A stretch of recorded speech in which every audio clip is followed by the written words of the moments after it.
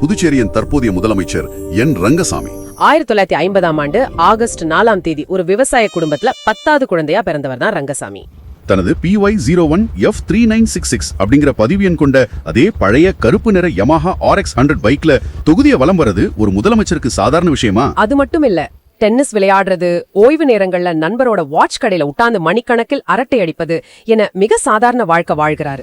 80கள்ல விநாயகம்னு ஒரு தையல்காரர் தச்ச சட்டை கொஞ்சம் லூஸ் ஆயிடுச்சு. ஆமா, அது லூஸ் ஆனதும் அவர் நண்பர் ஒருத்தர் நீங்க காமராஜர் மாதிரி இருக்கீங்கன்னு சொன்னாரு. அதுக்கப்புறம் அதுவே அவரோட சிக்னேச்சர் ஸ்டைல் ஆகிடுச்சு. அவரு பிகாம் அப்புறம் சட்ட படிப்பு முடிச்சிருக்காரு. அவர் ஒரு தீவிர சிவாஜி ரசிகர் கூட.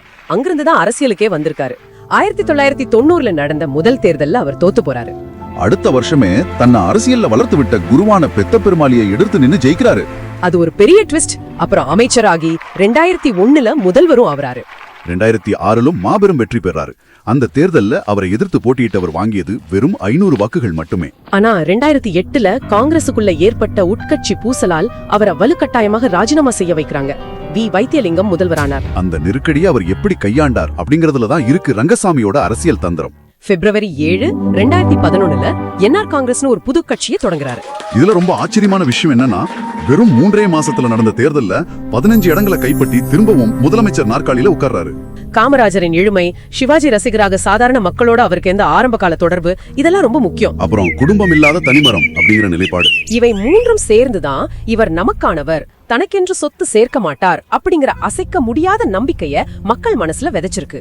இதனாலதான் அவரை மக்கள் முதல்வர் அப்படின்னும் ஜூனியர் காமராஜர் அப்படின்னு புதுச்சேரி மக்கள் அன்பாக அழைக்கிறாங்களா? ஒரு முதலமைச்சரை எந்த நேரத்திலும் எந்த இடைத்தரகரும் இல்லாம தங்களால ரோட்ல சந்திக்க முடியும் அப்படிங்கிற எண்ணமே வாக்காளர்களுக்கு போதுமானதாக இருக்கு. அதுதான் அவருக்கு தொடர் வெற்றிகளை தருது. அவர் தன்னோட முக்கிய முடிவுகளை அப்பா பைத்தியம் சாமி அப்படிங்கிற சித்தர் ஜீவ சமாதியில தான் எடுக்கிறாரு. அதுக்காக ஒரு கோவிலும் கட்டியிருக்காரு. ஓ, அதுதான் அவரோட சீக்ரெட் பவரா? அந்த கருப்பு யமஹா பைக் அவர் எவ்வளவு ஈஸியா அக்சஸபிள் அப்படிங்கறதோட சிம்பிள். எளிமைதான் அவரோட எனர்ஜி, மக்களோட அன்புதான் அவரோட ஸ்ட்ராட்டஜி. இதுதான் ரங்கசாமியின் தனி வழி.